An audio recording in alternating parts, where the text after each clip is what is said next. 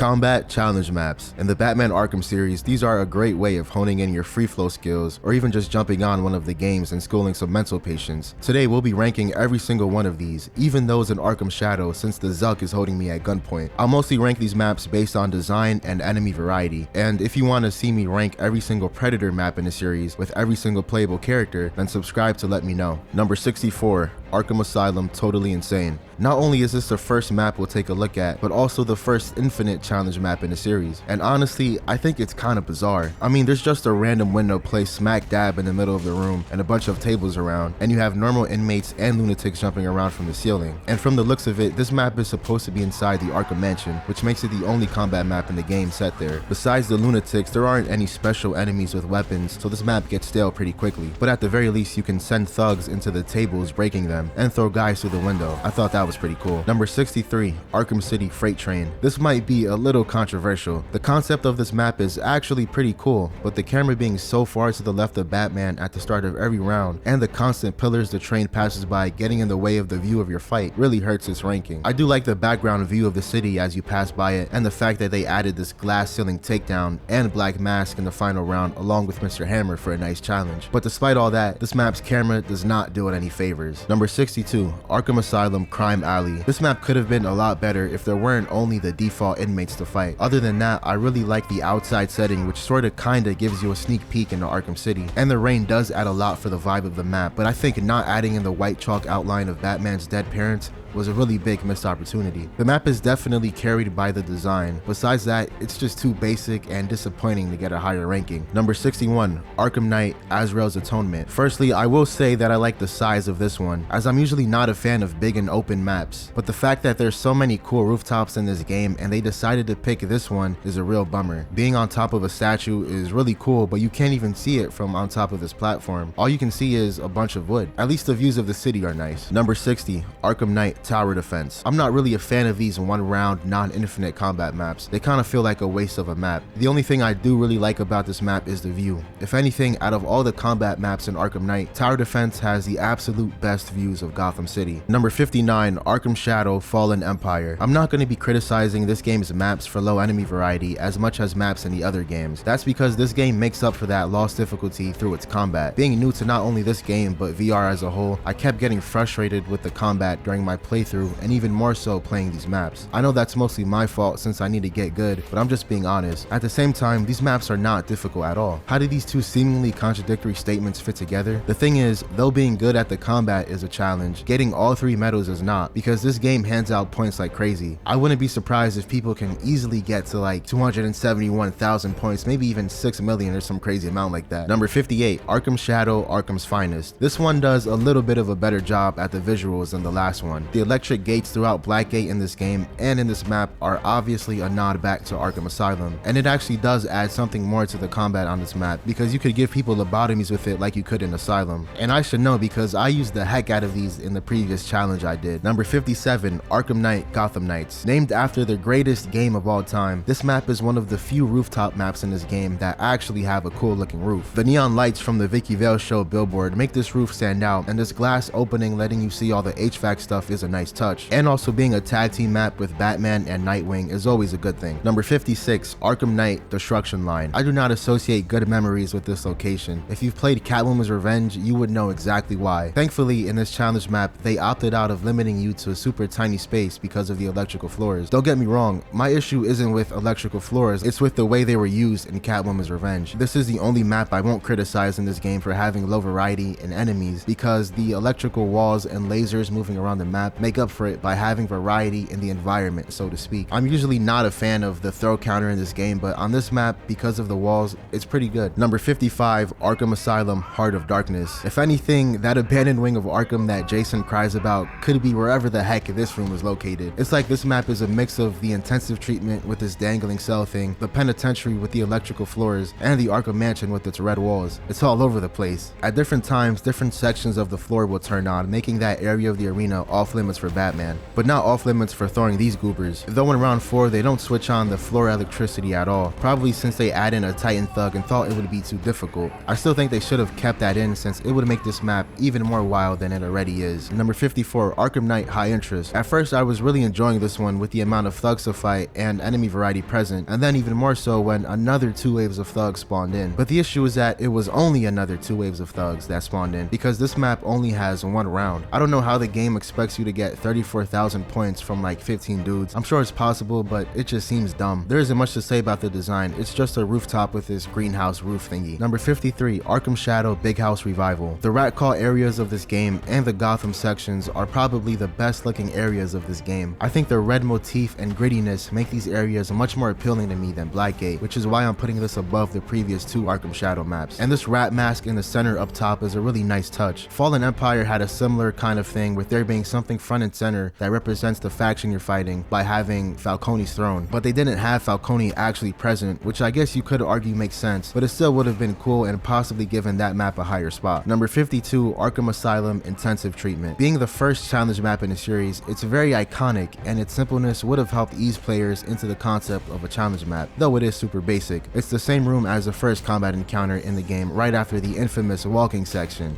If you know, you know. The Riddler's cell is still here along with the classic Riddler trophy vent, and the only real difference is the absence of the electric fences on both sides. The walkways leading up to them are replaced by railings that stop you from falling into the abyss, but they don't stop you from throwing thugs over them. The extreme variant allows thugs to access guns, throws in Zaz on round 4, and all around it gives you a bunch more guys to fight. Number 51, Arkham Knight Precinct. Too often in these games do they have these big open spaces for combat maps with not enough thugs to fight. I don't mind this location for a map being the GCPD parking lot. There's just so much space here that wasn't used to its fullest, and I guess I can understand that from a difficulty perspective, but this is map 14 out of 25 in this game, and at that point I think the player would be able to handle another 8 to 10 henchmen. Number 50, Arkham Knight Combo Master. The star challenges for this one require you to reach a combo of 50 for all 3 stars, but I think that number should have been higher because 50 isn't really much of a challenge to get to. Apart from that, it's an infinite map that ends if you lose your combo even once. Number 49, Arkham Shadow The Premiere. The reason I'm putting this one above the last 3 Arkham Shadow ones is simply because it looks better. Fallen Empire took place in a really bland and lifeless looking room, and Arkham's Finest being named Arkham's Finest, I would expect a little more of an Arkham-esque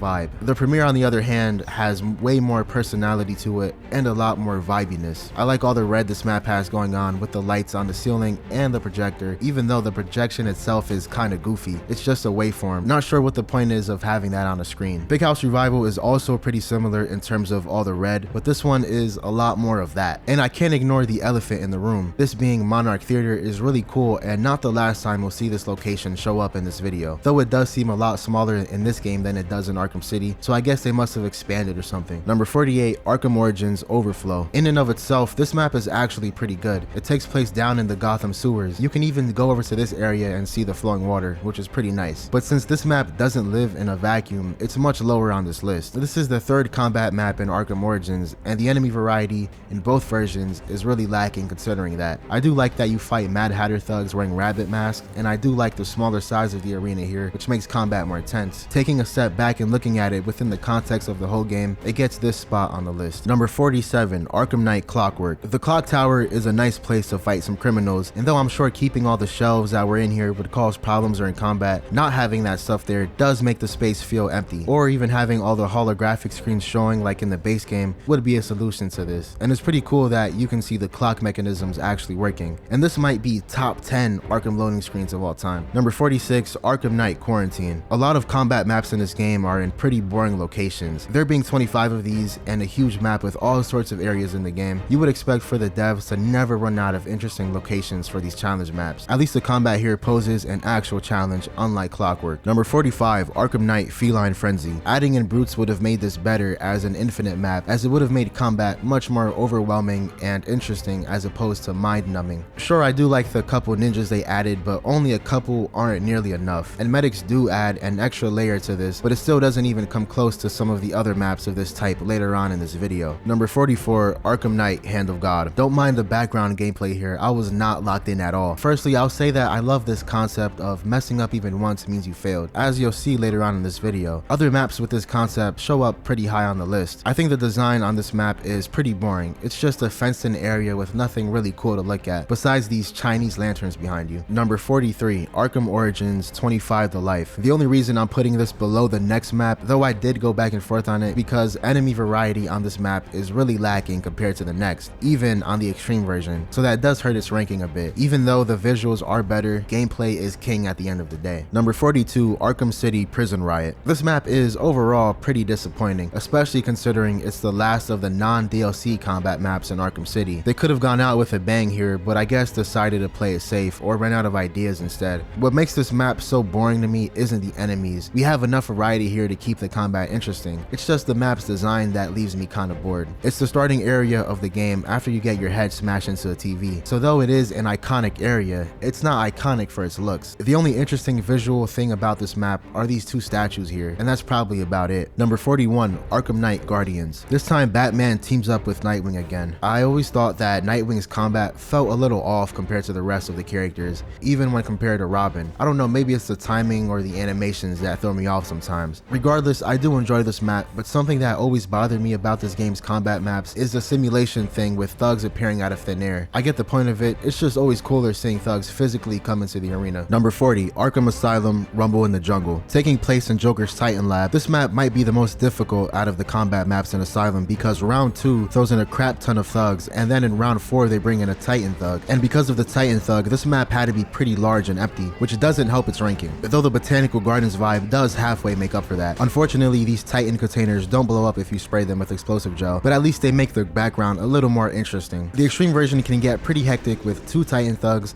trying to get guns, people throwing boxes at you, and stun stick guys, but the aspect that annoys me is that Batman won't fly over to a Titan thug when you're in free flow, so that messed up my combo sometimes. Number 39, Arkham Shadow Infinite Combat. Having this map here might fly in the face of everything I said about design with every other Shadow map so far, but since this is endless, you can really get into a nice flow here, and that just makes it way more fun than most of the other maps. Sure, this space is really boring, but the fun factor definitely hits on this one. Number 38, Arkham Origins Azrael Does Not Protect. Think of that part at the beginning of the Firefly boss fight where you have to fight those thugs on the bridge as it's being wrecked. Now think of that as a combat map, because that's exactly what this map is, except that this time you go against Bane thugs, and some of them are the Venom guys. The Nightfall DLC for Origins is definitely extra glitchy. After I bataranged this guy's gas tank, he just threw his hands in the air and started getting down. Number 37, Arkham Knight Flying Grayson. As you already know, I'm a big fan of overwhelming maps generally speaking, and this one definitely fulfills that. Because of that, this is one of the few maps in Arkham Knight where I'm gonna excuse the beaming in of thugs due to the simulation thing. And I'm always a fan of these warmer toned rooms, so that's a big plus for this map. Number 36, Arkham Asylum Shock and Awe. This is the same room where Batman takes down Harley in the penitentiary. There are 3 sections with electrical floors, and the challenge map version even lets you climb up the railings, which is pretty cool. They kept Mr. Freeze's cell, but they added railings in spots where the base game has openings. And even with the special combo throw, it's a bit more difficult to throw inmates over in the challenge map version because of the added barbed wire, but it's still possible. The final round switches things up and throws in Zaz like intensive treatment, and when this timer runs out, the electrical floors get switched on and you lose, which adds another layer to this map. Because in the extreme version thugs can get guns, sometimes one of them will climb over to the other section, which can end up ruining your combo if you run out of guys to fight in the middle section. Number 35, Arkham Origins No Rest for the Wicked. All the stuff they added to this game's version of the steel mill, like the fire in the background and these green canisters that I'm assuming are full of Bane's venom, really do make this area look way better than it does in the normal game. This is a hot take, but honestly I think Arkham Origins is a better looking game than Arkham City, and this map only reinforces that for me. Something weird that happened in round 2 was all the thugs that I knocked out suddenly disappeared. Even though this game might look better, it's still glitchier. Number 34, Arkham Knight Duet. I like the casino style decoration in the background of this map, and obviously the tag team aspect with Robin and Batman. Something I wish they would have kept in was the middle part of the room spinning around, like in the Johnny Charisma boss fight. Number 33, Arkham Knight Team Titan. Having this one be outdoors is nice with all the rain and city background. The weirdest thing about this map though are the boundaries. They didn't extend them all the way up to the railings on the sides or the door in the back behind the cones, even though it's only a yard or 2 at most of space. This map is already a little odd by being narrow, and that only helps to make it feel even more so. Number 32, Arkham Asylum Sewer Bat. This map takes you down to the sewers of Arkham, providing a nice arena for combat by putting a railing in front of the abyss and taking away the stairs that would lead to the rest of the sewers in a normal game. They even had that area completely sealed off. The constant stream of dirty sewer water and the warm lighting make the visuals of this map map much more appealing than the rest in Arkham Asylum. You can still throw the Blackgate thugs into the abyss with a special combo throw as always. The extreme version, as expected, throws in a whole lot more thugs and gives them access to guns, but most importantly, round 4 lets you fight this guy wearing a party hat. Number 31, Arkham Origins City on Fire. Being in a burning down nightclub fighting Bane thugs would of course be a cool experience. One thing I wish they added in was the bird guy like in the side mission that takes place in the club. As a DLC, this map is better than some of the others in this game because of this location. For whatever reason, I guess they were scared of making this map too hard since it's a PS3 exclusive, and you know how the only time PlayStation fanboys don't like it hard is when it comes to games. Number 30, Arkham Knight Assault on GCPD. As you know, outdoor maps are always cool to me, at least when it comes to combat challenge maps. I do think some of the outdoor Predator maps in this game are a little stale, but that's besides the point. Seeing all the lit up buildings in the background of you giving combos to Arkham Knight's militia is pretty dope. I don't think all the space they gave was needed at all, but that's only a small downside. Number 29, Arkham City Blind Justice. Just like intensive treatment from Arkham Asylum, this map is nice and simple. Even though it's a relatively big open space, it doesn't feel bland because of the Two-Face theme that it has. The stairs in this map can make things a bit awkward at times, but for the most part, you'll be fine. I might have ranked it higher if they let you jump in the vat of acid though. The extreme version brings in a few armored and knife guys, but other than that, there aren't that many enemies to fight. Number 28, Arkham Origins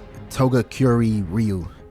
As the first map in the Initiation DLC, it makes sense that enemy types would be limited since it's supposed to be training for Bruce, but I still can't rank it as high. It looks amazing all around, and I like this open ceiling or courtyard design, and the statue across the room really pops out, being hit with these cool tone lights, with the rest of the room being warm in tone. Number 27, Arkham Origins Taijutsu. The previous map and this one take place in the exact same room. The only difference here is that there are only 2 rounds instead of 4, which I thought was kind of weird. What this one does better is enemy variety. Honestly, if the previous map and this one were combined into one map, it would have definitely been higher on the list. It does seem pretty pointless to have these be 2 separate maps, but maybe it makes sense within the context of the Initiation campaign. I don't know though, it's been a while since I played through it. Number 26, Arkham Origins Death Sentence. I do like that this map takes place right outside Blackgate, but for some reason it doesn't even utilize the snow physics in the game. So while there is technically snow on the ground, you can't interact with it here. I know that doesn't affect the gameplay, but since design factors into ranking these maps, I think that's a missed opportunity. But when it comes to gameplay, this map is pretty good with enforcers, venom thugs, and martial artists with plenty of room to jump around, though maybe a little too much room. Number 25, Arkham Knight Monarch Theater. Taking us back to where Arkham City ended, Monarch Theater I think is a solid map. There are a good amount of guys to fight here, though I would have added in a few more throughout the rounds since this is a spacious theater. Part of me does prefer this location's lighting more in Arkham City, but the difference is pretty minimal to even matter all that much. Last thing I will say is that these spikes sticking out of the floor from where all the seats used to be would be really uncomfortable to dive around on. Number 24, Arkham Knight Newton's Cradle. This one makes me feel like I'm fighting on a ship at sea, and that makes me wish there really was a combat map that took place on a ship in this game. And though most of the time all you really see is this beaten up boardwalk, occasionally you get a glimpse of all the light decorations in the background, which give this map that extra bit of flair. Number 23, Arkham Shadow Stowaway Brawl. Luckily for me, this map fulfills my wishes and has you fighting on a ship at sea. Though the feeling of being at sea is very limited since you can't see any waves or any water at all if you try to look over the side of the ship, and it doesn't even look like the ship is moving at all. But regardless of that, I'm glad this map exists because it's a dope concept to be fighting as Batman on a big boat. That seems like something straight out of Golden Age comic. Number 22, Arkham Knight Flawless. Another one of those maps where screwing up means you failed. This time if your combo drops at all, the round ends. The reason I'm putting this way above Hand of God and all the other previous maps is because I really like this location. Although I do wish the game would spawn closer to the cell area so the fight would be focused in the area with the Joker patients as opposed to commonly moving into this back area. Number 21, Arkham Origins Panopticon. This map isn't all that different from Death Sentence. It also is located in Blackgate and features snow falling from the sky. The only enemy types that don't show up here from Death Sentence are shield guys and enforcers, so what makes this rank higher is its visuals. All these TVs along the walls are pretty cool and give this map a unique look. I still would have preferred a different location for this map since it's the second one in Origins that is located in Blackgate. Number 20, Arkham Origins Lotful. As a DLC map, I wish they would have picked a better location instead of a hotel garage, but what makes this map solid is of course the enemy variety, and being a DLC, I think it would have been a fun choice to throw in literally every enemy except for bosses of course, because why not just go all out for the DLC. Number 19, Arkham Knight Crime Alley. Off the bat, this is 10 times better than Arkham Asylum's Crime Alley in every way. There aren't only default thugs to fight, and this time you basically get every enemy thrown at you, and obviously it's going to look better in terms of design compared to Asylum. It still misses missing the white chalk outline of Batman's parents though. The funny thing is, Crime Alley never looks the same in any of these games, but here I found it pretty cool that you can still see the walls left over from Arkham City. Number 18, Arkham Knight Scales of Justice. As a callback to Blind Justice from Arkham City, this map is a courthouse taken over by Two-Face, with half of it being burnt and having a second level to it with these stairs. Walking around this map and seeing the high walls and then finally looking straight up was honestly pretty dope. At first I was kind of disappointed with the first 3 rounds having so few thugs in this open huge map, until the 4th round where that space was finally utilized. Number 17, Arkham City Hell's Gate. The Wonder City area always would have been a great place for a challenge map, and this one fulfills that for sure. Right off the bat they have you go against ninjas, which makes sense the most in this map compared to the others, since this is the league's turf basically. The worst thing about this map is this corner right next to the stairs. A couple times I got stuck in it, which messed me up. Apart from that, the overall design is pretty cool, but the extreme variant doesn't do much else than add a stun stick to the mix. Number 16, Arkham Knight Shark Bait. Taking place in Bloodhaven at one of Penguin's hideouts, I'm assuming. There's this big portrait of himself like Quincy Sharp's in Arkham Asylum. There's piles of cash around the place, and then to the right, there's this huge fish tank with a shark just watching everything go down. I think this might be Tiny from Arkham City, and I think he's dead since he isn't moving at all. This was the first map I played on in Arkham Knight for this video, and I don't have all the upgrades unlocked for PC, so that has made combat a little tougher, but also a little more interesting for me, especially with all the enemy types on this map. Number 15, Arkham Knight Wildcat. This is a really dope one right here. The Wild West movie set and all the red soil always made this location in the game as a whole really unique and one of my favorites. Because of all that combined with the screw up once and it's over concept, I gotta rank this one pretty high. And I know there's maps on this list with that concept ranked lower, but that's because their design was really disappointing. This map, however, doesn't disappoint me in any way. Number 14, Arkham Origins Intensive Training. This being the only combat map that takes place in the Batcave does make it somewhat special, and since it's the first map in Arkham Origins, enemy types are pretty basic until you get to the extreme variant, which brings in knives, armored guys, and introduces ninjas in round 4. It's pretty cool looking around to observe the cave and then turning around to see the Batwing hovering behind you while you're pummeling these goofy guys. And I don't know if it's just me, but thugs on this map seem to throw boxes a lot more than usual. Number 13, Arkham Knight Catch Conundrum. Putting this one so high up might surprise you, but you aren't more surprised than I was when this map turned out to actually be good. I read the description and did a major eye roll, but when I actually got into it, I was really enjoying myself, since being able to only hit the blue robots and having to switch the red ones and the blue ones forces you to play way differently than you normally would. And unexpectedly, to even a master like myself, I managed to complete this one all in one combo. And also, I think this might be the only combat map in the series that lets you grapple away from the fight. Let me know if I'm wrong on that one though in the comments. Number 12, Arkham City Iceberg Lounge VIP Room. I'll say that I really like the room as it's designed. It's obviously the Iceberg Lounge, but before it became run down. And it looks like Penguin was throwing himself a birthday party before Batman showed up to fight an endless amount of henchmen. Being an endless map, I was expecting a lot more enemy variety, but no. It's just some normal guys with a few weapons and armored guys. At least that's all I got with as far as I went. I think they should have at least added in Mr. Sickle or even some ninjas to change things up. Even gun guys would have been appreciated here, despite how annoying they can be. Number 11, Arkham Origins 100-1. I really appreciate WB Games Montreal adding in this map because it's sort of a compromise between a standard combat map and an infinite combat map. Although I don't prefer its design compared to Arkham City's Iceberg Lounge, I do prefer its variety and enemy types. Without that aspect, it would not be ranked higher. Adding in a timer could have made this map even better to me, though some may disagree with that take. My only serious issue with it is that it sort of punishes you for doing too good. If you're doing really good, you'll knock out henchmen faster than they can drop in, which at points make you lose your combo. Either having thugs drop in at a faster rate or even making the room smaller, I think would be better. Number 10, Arkham City Rooftop Rumble. This map would have been lower on this list because in terms of design, it's just an empty rooftop with a railing around the edges. Yeah, the background does make it a little more interesting since it's right across the street from the courthouse along with Ace Chemicals, and you can see the surrounding area of Arkham City, but the actual arena itself is kind of bland.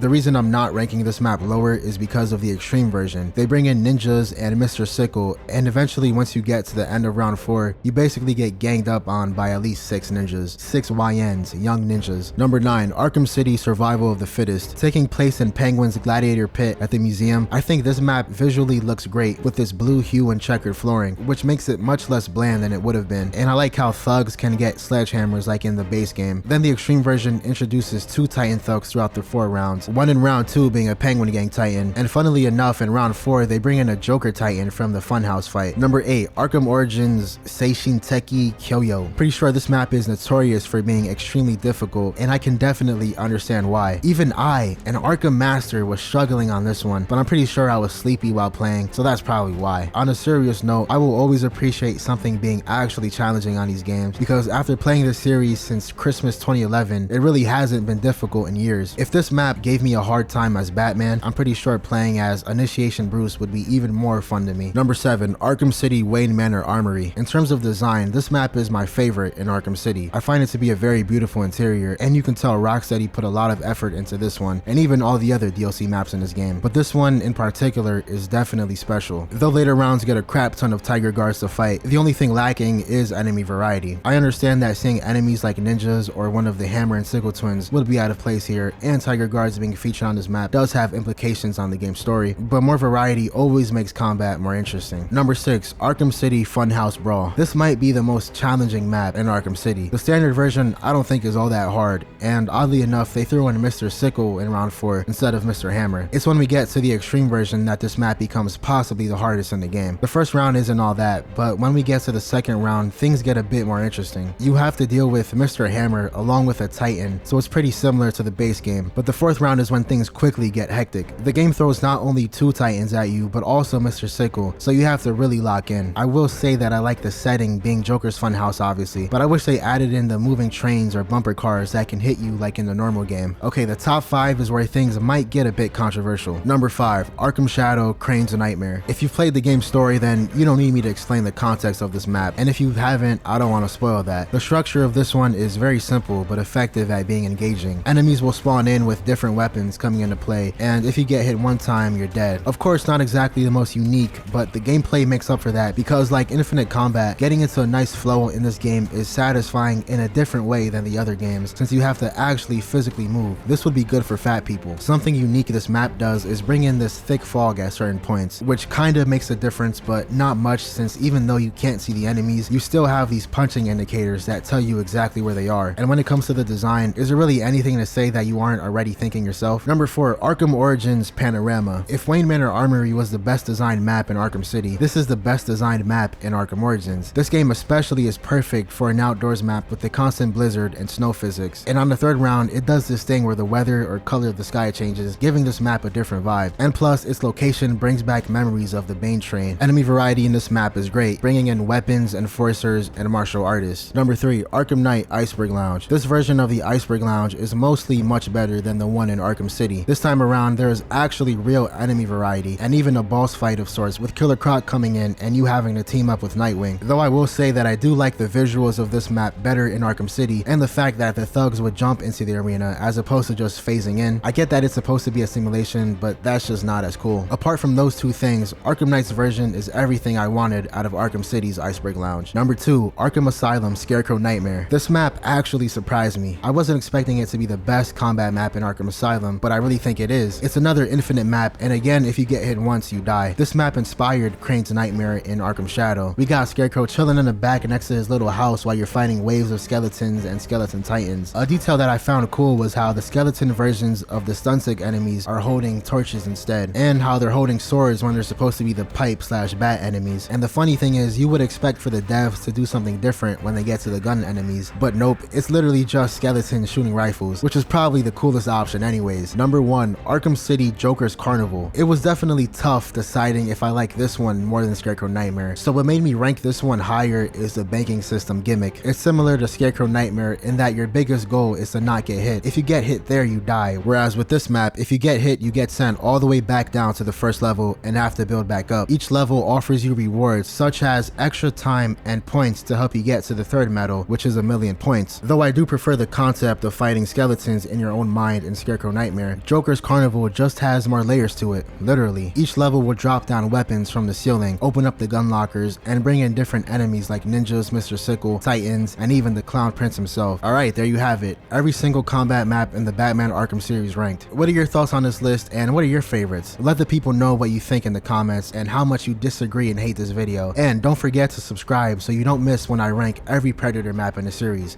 Bye.